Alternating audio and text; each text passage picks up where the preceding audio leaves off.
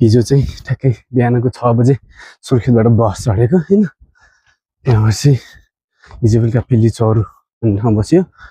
बिहान लगभग 2 घन्टामा चाहिँ हुम्लाको गल्फागाडमा आइपुग्यो होइन। त्यो म चाहिँ सिमकोट जाने गाडीमा आएको थिएँ। त्यो गाडी चाहिँ सिमकोट गइसक्यो। तपाईँले यहाँ तल देख्न सक्नुहुन्छ होइन। यो बाटोबाट चाहिँ सिमकोट जान्छ। यो चाहिँ माथि यो अदानचुली जाने बाटो होइन।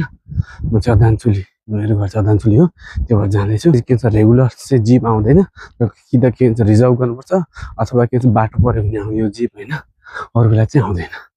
तर आज चाहिँ अनफर्चुनेटली जिप पनि छैन, कसैको रिजर्भ पनि छैन होइन। आफूले रिजर्भ गराउने चाहिँ अब त्यस्तै हो, महँगो पर्छ। त्यो भएर चाहिँ अब 1 घन्टामा चाहिँ हिँडेर चाहिँ माथि पुगिन्छ, गाउँ पुगिन्छ।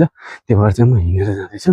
मेरो पछाडि चाहिँ कर्णाली छ होइन। यस कर्णाली यो चाहिँ हेर्नु, यो बाटो पुरै भिरको बिचमा छ बाटो, हेर्न सक्नुहुन्छ। यस्तै छ गाउँमा, जस विकास हुँदै नभएको चाहिँ होइन, भइरहेको छ तर स्लो भइरहेछ भनौँ। त्यस्तै हो, हुँदैछ, जस बन्दैछ गाउँ।